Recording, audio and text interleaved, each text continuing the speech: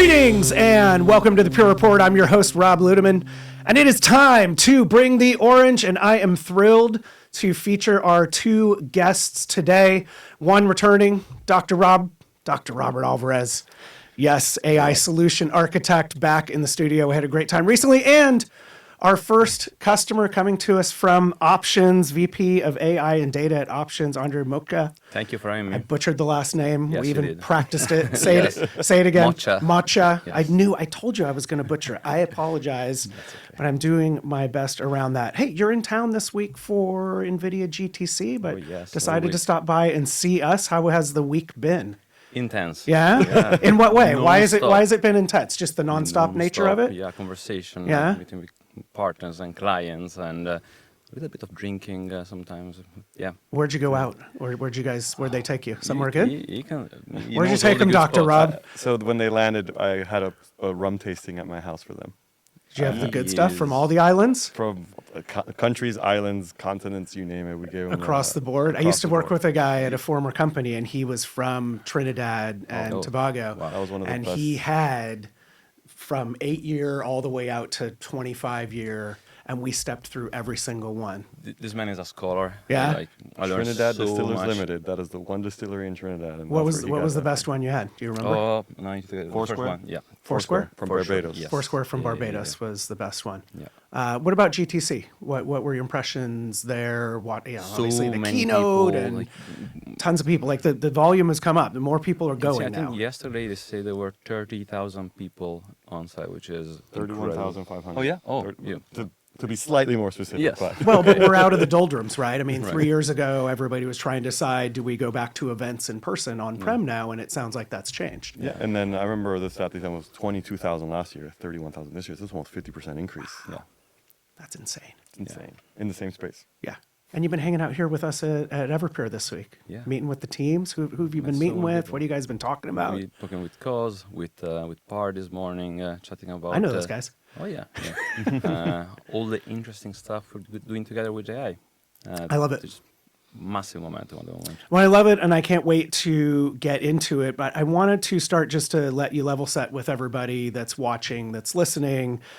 Just really tell us about Options. I know we have some new stories that just went up on the website about our partnership together and how we work. But at a baseline, just so people understand, what does Option do? Obviously, I know you're involved in the financial services industry, but help people understand that before we dive into some of the really cool things that you're doing. Sure. So Options is the #1 technology partner for financial sector. Our offering goes from ultra latency connectivity to the liquidity center. We do data services, so market data.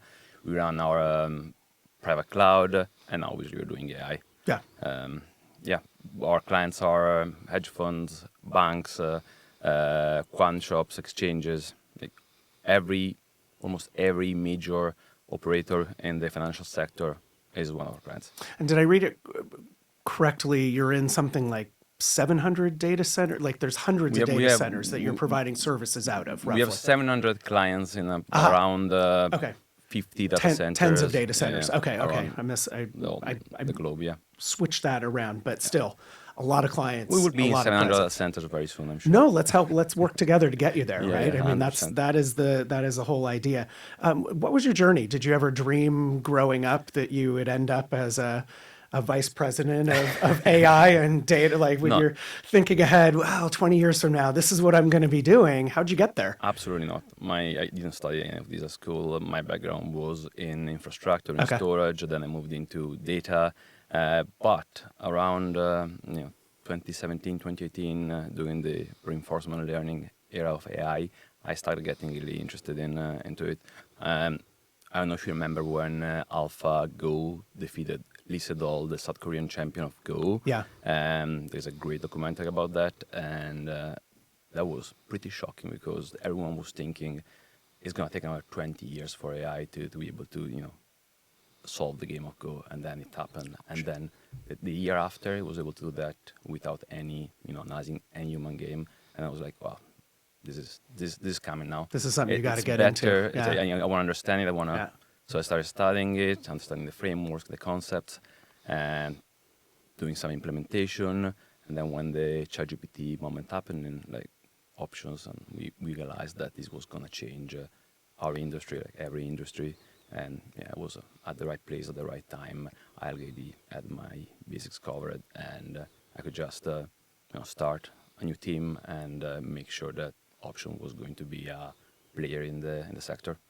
You got a good head start, Yeah. particularly it was 2017, Yeah. right? Because I feel like the momentum has hit a lot in the last 3 or 4 years. I mean, you were early to this too, Dr. Rob, with some of the models I and did things you were mathematics. So I studying. always had Yeah, the foundations. you had the math foundation, but even 2017, we were dabbling with things that were AI related here at Everpure, with the AIRI solution and the partnership with NVIDIA that we had at that time.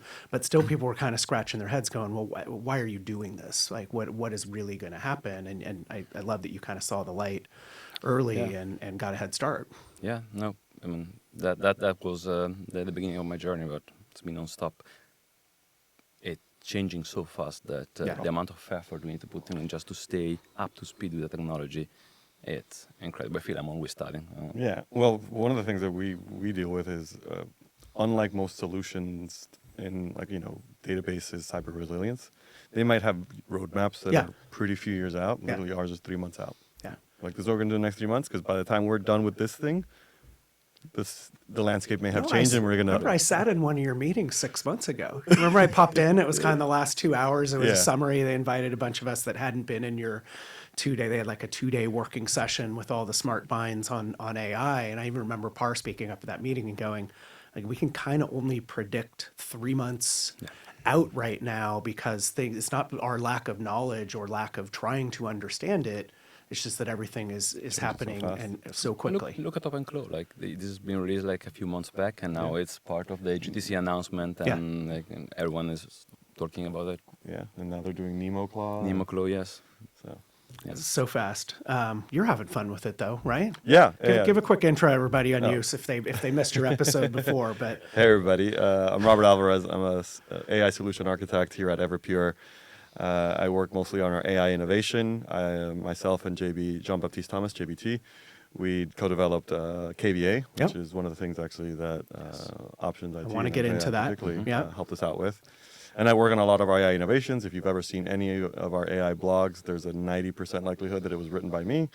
I always try to inject little pop culture and movie references in there to help understand. We had fun with that in the KVA episode. Maybe we'll do that as well. And I think we're going to have both of you at Accelerate as well, right? Yes. Been working with you on the catalog, and you probably don't know, but we've got a couple different touch points where we're hoping that you will, come and participate and share with peers about your experiences to help them get to where you are with your maturity and in doing this AI stuff. So can't wait to have you both there. It is June 17th and 18th, I think, in 3 days. I only worry about the Wednesday and Thursday where I have to put on 51 sessions in over a 16-hour period. That's the part I care a lot about. No, the main stage is going to be great. We're working on a special guest in entertainment for the end of day 2. We've got a guest speaker that I think is going to be lined up for the Thursday morning, and all sorts of great things. So we're just thrilled that that's coming up and that we're going to have both of you there. Accelerate is always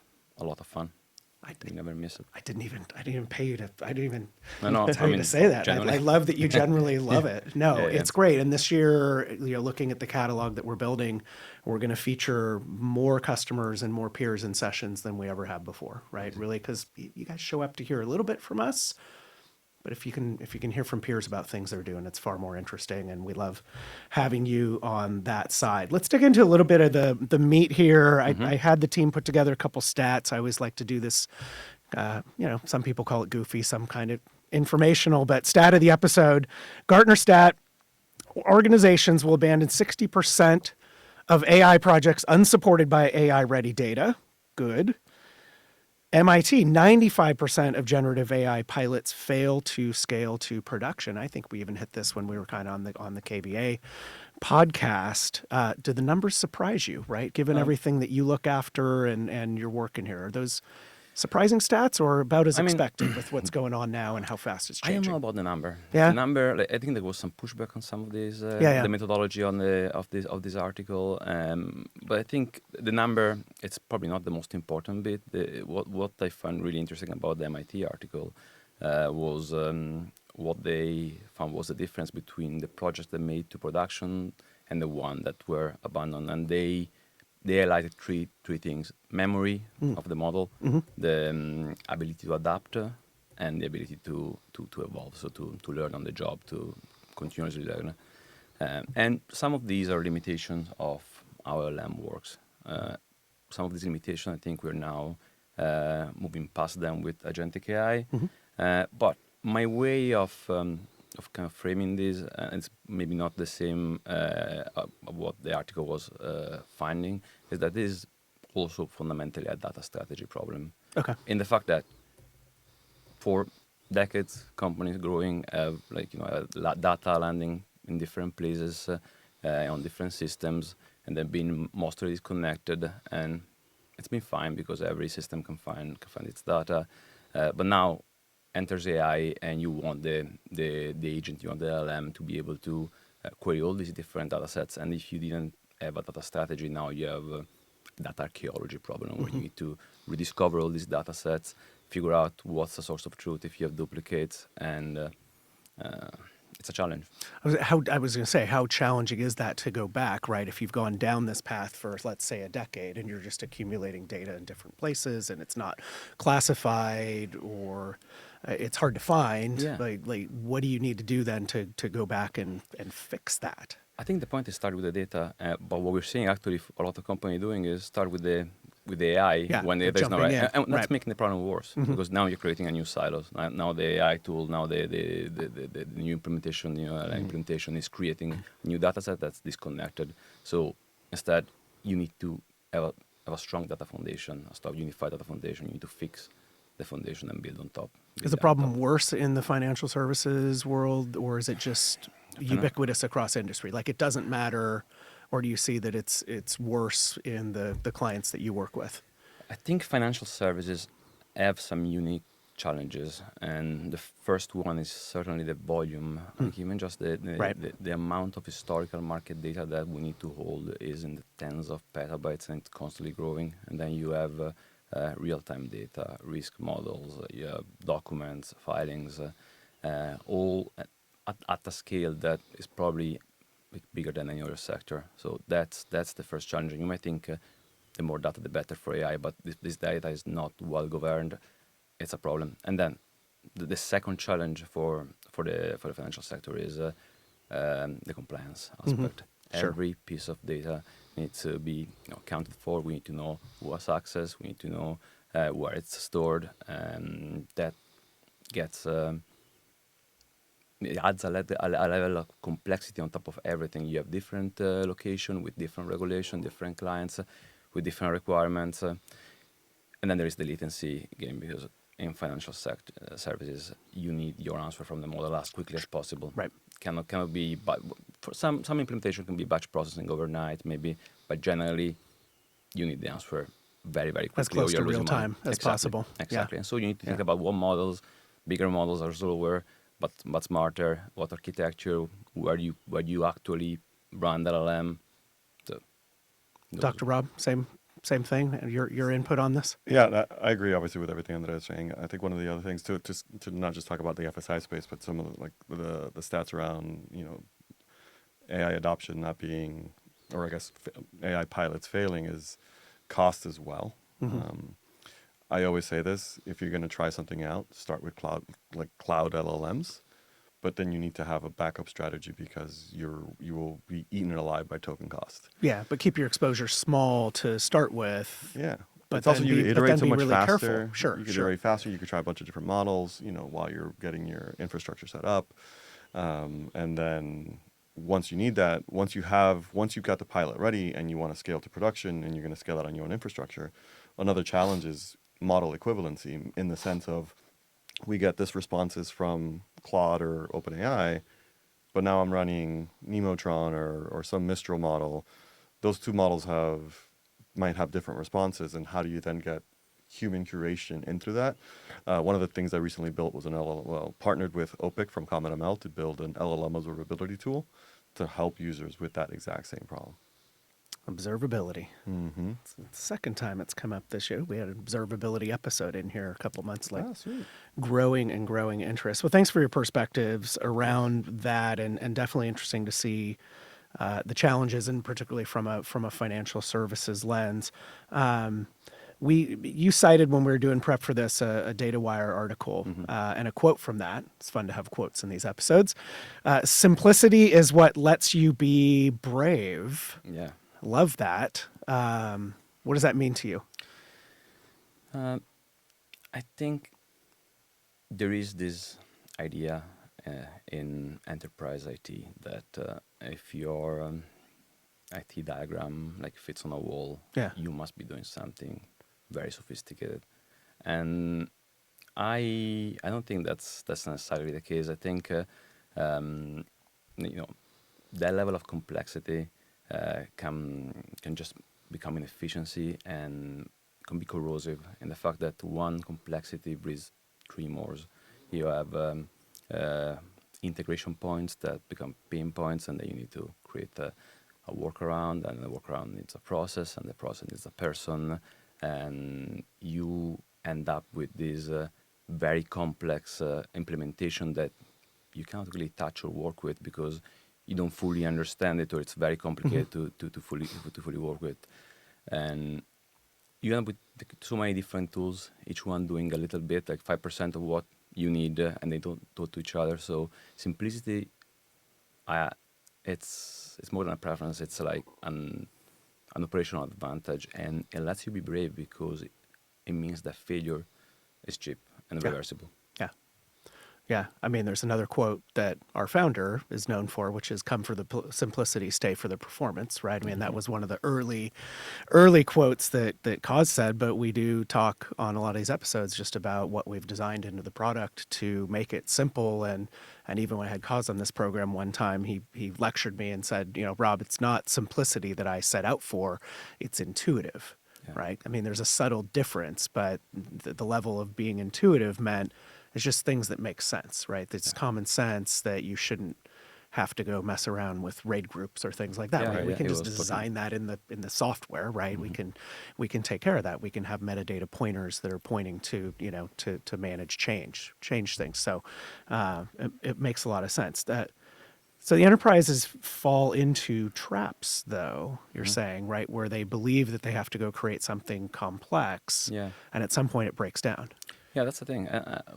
One of the, I think, the quotes I really like, the engineering quotes I really like, comes from Antoine de Saint-Exupéry, the author of The Little Prince, and he was an engineer, an aviator, and he was talking about how the shape of the wing of an airplane evolves through multiple generations of engineers, and everyone is adjusting something or removing something, and at the end the perfection is reached when there is nothing left to remove. So I really like that principle.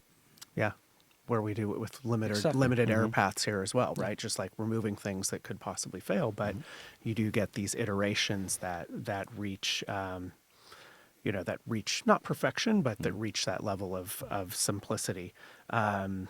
What about this hits with enterprises that you're working with? Like, obviously, you're probably talking to customers and they're coming to you and going, this is so complex. We have so many different people working on all these different projects. Like, how can you help? But also, what are we doing wrong? Well, even at GTC, they were like, and this is something Andrea and I talked about with some of our colleagues this week around just like the data stream announcement we've got. Where they were like, we actually have this in-house, and it's a pain in the butt to manage. And if you can give me a simpler version of this, I will 100% adopt it. And we're seeing several conversations at GTC around data stream getting a lot of traction because of that simplicity message. We're like, here's this diagram, here's how you interact with it, here's what it enables you to do. You've got APIs, you can do curation, you can bring your work with your own model, work with several different embedding versions, and they're just like, oh, this is all going to be handled then by Pure, and then all I have is a very nice simple GUI. I'm like, then I can work on the real challenge, which is the downstream AI. Yeah. Stop managing storage and start managing data, right? I mean, that's really, really the mantra. And I would imagine that a lot of the financial services clients that you work with come to you with that same approach of this is hard, it's really complex, we have people spending time, in many cases wasting time on things. How can you help, right? It has to be a great value prop for you to go, yeah, look at what we've got that we're doing here. We can help you accelerate what you need to do. That's not their core business. They Yeah. need to focus on Right, something right. else. We'll take Right. care of this for you, and we'll make it easy for you. So Yeah. Well, it was like the interview that we did with your CEO, and he went through that too, right? With Donnie, he said things that Everpure does are not core to our business, right? So we look at what they do and we rely upon those aspects because we don't want to go be off designing storage or, creating software around that. You guys design it in, we use it, and then you go to your clients and you do the same thing, right? It's like it's a repeat kind of thing. How are you all innovating? I mean, to get a little more specific and kind of double click down, just some of the examples of what you are doing to innovate with AI that's making a real impact for your clients and helping you grow. well, there is something we're working on right now that I'm really excited about. That's something where we're using KVA. KVAs and that, yeah. So we are building a knowledge graph on SEC filings. And so a knowledge graph is a data structure where entities and relationships are represented in a very semantically rich way. So an LLM or a human can query it and derive this insight by connecting the dots, by connecting these relationships. So we start from SEC filings, and we're going to hundreds of thousands of them, and then we have an LLM that bit by bit needs to extract this relationship and create this knowledge graph. And we think there is great unexplored potential in now to integrate knowledge graph with LLMs. But one thing that is definitely a pain point is that to create this graph using an LLM, you need to basically send a very similar prompt to the LLM asking to extract this relationship again and again and again. And so Enter KV Exactly. cache, Enter right? KVA, Yes, enter I, Groundhog Day. I remember enough from what we talked about to know, wait, that sounds like a use case for it, right? So to give you a stat, in the last run we did, I had to run the same prompt 2.5 million times. So imagine without loading that from KVA, you would have to recalculate the KV vector every time. A lot of power wasted and a lot of time wasted. Yeah. So we can do the same now without saving a lot of power, but also in a few hours instead of taking a week for the same process. Which is So a we can great iterate outcome. fast. Yeah, and iterate fast and then drive that value into your customers as well, right? Which is great. Focus on the decode, not the prefill. Yeah. Kind of what NVIDIA and Jensen announced. They're doing the disaggregated decode and prefill now with their GPUs and the LPUs now that are being more focused on the LPU side. And GPUs are great for prefill, and let them continue to do that. Sure. But this is where KVA and the announcements around NVIDIA around context memory, that's just going to be so important to really focus on the output of LLMs instead of how you prepare your data to go into an LLM. The problems are the same with the technology. It's just the technology evolves because I feel like I had all these conversations with general purpose CPUs 20 years ago. Oh, yeah. Right, with using up the L2 and the L3 cache and then having to wait to go out and fetch and come back to process. And we're doing it the same now, but just with far more advanced technology and getting around it. I love that. I'm always like doing a history lesson. I want to go back to, you talked about the importance of compliance and regulations early. So what types of things are options doing with clients? Obviously data sovereignty being a hugely popular topic. We had Patrick Smith in to the program back in November. Blatant plug for everybody to go watch that. Great episode to get him and talk through that. But what are types of things that you're doing to contend with compliance, with regulations, with data locality? I mean, it's such a hot topic right now. Yeah, absolutely. So our AI offering, it's Private Mind. It's built around that concept of private sovereign AI. And so to give you some numbers of how we're thinking about this, 75% of all knowledge workers, they say to using AI every day in their job. I think the number is now a bit old, so it's probably even higher. But most of them use it through subscriptions that they pay for. They go out, they get the subscription for themselves, and they start copying client data, IP, and just using it for day-to-day, and we have seen, I think, a number of very high-profile cases of information being leaked. So we had exactly this problem 18 months ago. We started seeing our own people starting to use these tools, and we had to block access and monitor and take care of that. And so we decided to solve that issue for ourselves by creating a platform that we control completely. Okay. So that's Private Mind. It's from model to metal, we control the entire stack: the model, the server, the network, the storage, the rack, and we started deploying these in financial data centers, obviously, but there's limits on power and cooling on the traditional sites. So now we're moving into specific AI data center, and our first one is in Iceland. It's renewable energy, so it's much cheaper energy, which is very important. Very reasonable latency to both UK and US. So we created the tool for ourselves, and now we have a tool that other financial services companies want to be on. It's very fortunate for Yeah. a country to be created right on top of a massive amount of geothermal Geothermal, energy, yeah. right? Yeah. You know, on top of old volcanoes and other things. But, you know, If you've ever taken a shower in Iceland, it'll smell like rotten egg. it'll smell like rotten when you yes, first start. Yes. It's a great country. Been But so it's a many beautiful times. country. I absolutely love it. One of my favorite It's places on my country. list. I mean, I've Beautiful. traveled extensively around the world, but I had a friend who went there and he did Yeah. the inner ring, he did the outer, like he did the whole thing. He Yeah, was yeah. there 7 or 8 days and saw everything. And I think with the use of Everpure, we're helping you save a little bit of power there as well, right? I mean, I think that was Absolutely. something I Well, gleaned from one of the stories. Yeah, all our AI stack, all our GPUs are powered by FlashBlade in the end. E, S, and maybe soon X, and when we get to That would be the exciting. scale. Mhm. Yeah, that would be super exciting. We touched on the KVA, so I don't think there's anything kind of to hit on that. How about the cloud versus on-prem? You kind of touched on this a little bit. Starting in cloud, doing some early things. Did you see any shift in that approach or that recommendation? I still think if you're at a company that's trying to figure out what to do with AI and like Yeah. how you're going to use it, start by starting in the cloud. Like pay for some tokens or get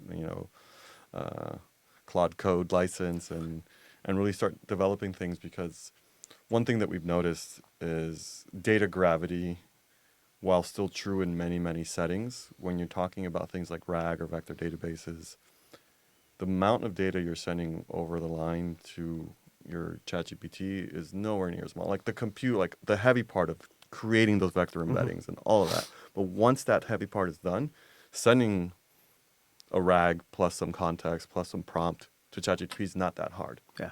But then when you then really go to scale out, you need to come back.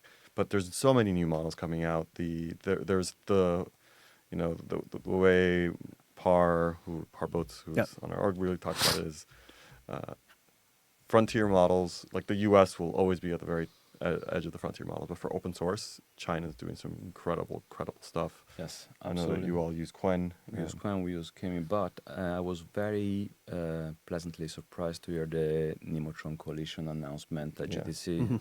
And so I think NVIDIA is really pushing for the US to catch up in terms of open source, and that's really good to hear, Yeah. because it's very important. So a lot of people are joining in this coalition. Perplexity, Minstrel, a number of high-profile companies, and that's great. To your point about everything changing so quickly every 3 months as well, right? Yeah. On that.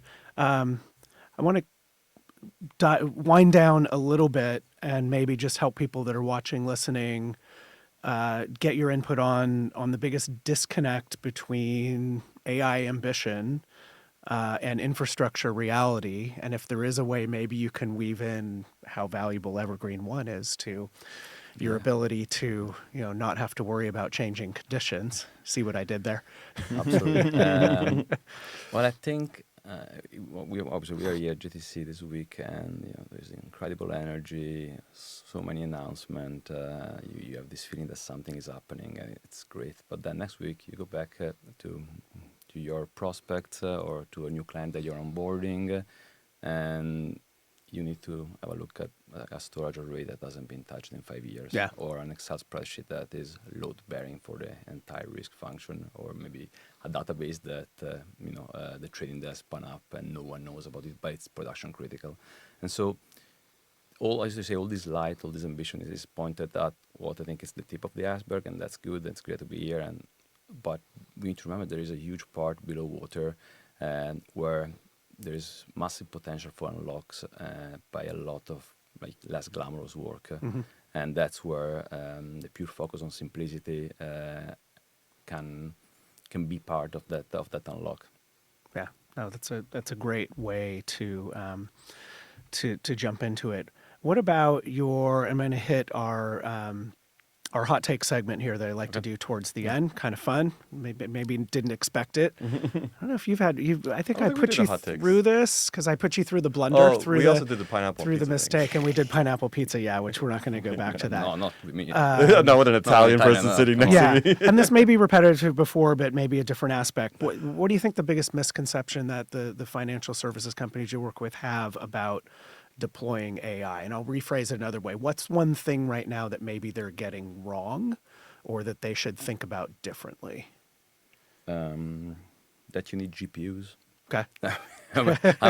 I'm being a bit controversial, but I think generally for 95% of all the tasks that most people need to accomplish, most companies need to accomplish, there is enough compute and enough intelligence in the models that are available. The open source models are really catching up to the frontier models, and also that intelligence that is at the frontier gets distilled very quickly in smaller models that can run a much smaller footprint, and those models are fine for a lot of tasks. So it's not necessary to always be chasing the latest model for every implementation. It's more important to have a clean implementation and not to over-engineer the integration with different tools that might shift constantly, and to figure out obviously the data strategy, than to be chasing like the last toy. So don't get caught up in the hype of chasing the FOMO, latest and great. GPU FOMO. I'm going to miss out, Yeah. or I need to get my shipment, or this is the latest thing. Like usually, what there is enough, and it's for a more lot of about tasks. the models and the capabilities. 100%, yes. Yeah. Okay. Same thing for you. I'm going to put you on the spot. Maybe not financial services firms. I'll make it generic since you talk to all the different industries. What are they missing out on? What are they getting wrong? I think I would agree Yeah. with the GPU statement. I think what they're missing out on is that AI is not that complex. Like if you remove your data silos, which I think that is one of the challenges that a lot of Back to firms the beginning of Andrea's first statements around it's about the data. Right. And it's all about the data. But if you can remove your data silos, tools are rapidly evolving at a place now that you can probably just go and look at the ecosystem and find either open source or private versions like DataStream to really help you build that out much, much faster. And really start making headway. Like this is not 2023 when the ChatGPT moment came out, where everyone was like, "I want to adopt ChatGPT." We've got coding agents. We've now got something we're calling internally data agents, where it really interacts with your data and really understands your processes and your knowledge base to really give you those really well thought answers from your LLM without necessarily needing to fine tune or train your own model. Like we are rapidly evolving. And for customers who aren't getting into the AI space, they're going to be left behind. But by getting into the AI space, they don't need to be doing innovation. They just need to be using those tools to really grow their business. The ecosystem is maturing effectively, Correct. right? It's not as Wild West as a few years ago. With the exception of OpenClaw and its security features. I know there's always corner cases. Right? You have NemoClaw now, so everything is going to be fine. Final one, and usually we have some fun with this. I think you already had to do it, but if you go back in your career, and given that you started somewhat in infrastructure as well, any blunders, any oopses? Did you pull out a power cable? Oh. Did you delete an index? Did you, I did a ton of those. Yeah. Yeah. Any one of those that stands out? That's. I think a fun one that was more recent is obviously we have agents that help our engineers with solving tickets by having connecting to our knowledge base and our ticket system, and collecting info and guiding and providing advice on the resolution and all that. And I think the first version of the agent that I put out was maybe being a little bit too aggressive, and some of the engineers felt that they were bullied by the AI. So I think it was very close for LM to be sent to HR for but then that was fixed, and now it's a lot more gentle and we had to put it on supportive. a performance improvement plan, an attitude adjustment. Yeah, I love that. Well, that's part of the iterative process, exactly. right? About improving things. Well, wrap it up for us today. Again, thank you so much for finding time to come in here. Dr. Rob, thanks for joining also as well. But sum it up around options, where you are, where you're going, and what has you excited about what you're doing for your customers. Because really that's what it's all about. It's about delighting and solving the hardest challenges that your financial clients have. Well, options, we've been out for 30 years, like being the infrastructure that global finance runs on, and we added one layer at a time, like from managed services to private cloud, the ultra low latency connectivity, the data services and market data. And what we find in this AI moment is that all those layers were a requirement. They are part of the blueprint of what's needed to deliver sovereign private AI. Mm-hmm. So 30 years ago, no one was thinking about AI data center in Iceland, but the instinct was there to stay ahead of the curve, to own every part of your infrastructure stack, and don't outsource what's really important for your clients. Yeah. And to keep innovating. And that's what I love that both of our companies do together, right? We have a fierce commitment to innovation, and that's very clear when I talk to you and also just read about what we're working on together. It's super exciting. Thank you again for coming in today and making time in what you said was a crazy, chaotic week for you. And what else is going on? I mean, is GTC done here? No, GTC's over on Thursday. Yeah. Another day. I don't even know what's on, but I know it's going to be maybe more rum back at. I took him on a bike ride. We did a bike ride 25 miles around the city, around San Francisco. It was my first time on a bike in 10 years. So he decided to take me on a 25 miles bike ride. You know what it was like? It was just like riding a bike. Hey, as they say. Yeah. Sorry, everyone, for that. You should take him down to Los Gatos. Why? It's great. Take him down there's a trail down there. You can go biking down on the trail there. I don't know if I'm ready to bike like that again. All right, maybe just some walking or anywhere. Awesome. Thank you both for coming in. It was great to have you in here. We will plug pure.ai, right, to find everything that's going on at Everpure in the AI space. And additionally, if you go to our customer page, there's a great new story that just debuted around options and what options has been doing with Everpure. And we didn't even scratch the surface. We kind of focused in and around AI, and we got a little bit of Evergreen One, but I didn't even go into like what you're doing with containers and Kubernetes, like a whole nother exciting part of the story. It just means you'll have to come back, right? Sure. Or I'll see it accelerate. Maybe we'll Are you bringing the podcast to accelerate? TBD. Ooh, good. TBD. I'm having some discussions with Austin and team about maybe setting up a little plastic booth and pulling some people in. That's what I did in 2019 in Austin. I recorded 15 in 2 days. I was exhausted, but I had content for 4 months. I didn't have to record anything for a while. Anyway, super great. Go to pure.ai and check out everything that we're doing in this exciting and evolving space. Lots to learn there. Thank you so much for listening and checking out this episode. As always, tell a friend, tell a colleague, and we will keep the great episode content coming. And with that, we will wrap for Everpure, for Andrea Moccia. Perfect. Close-ish. Much good. And Robert Alvarez. Yeah, much closer. See, I still did it. And Robert Alvarez. This is Rob Ludeman saying, don't look back. Something might be gaining on you.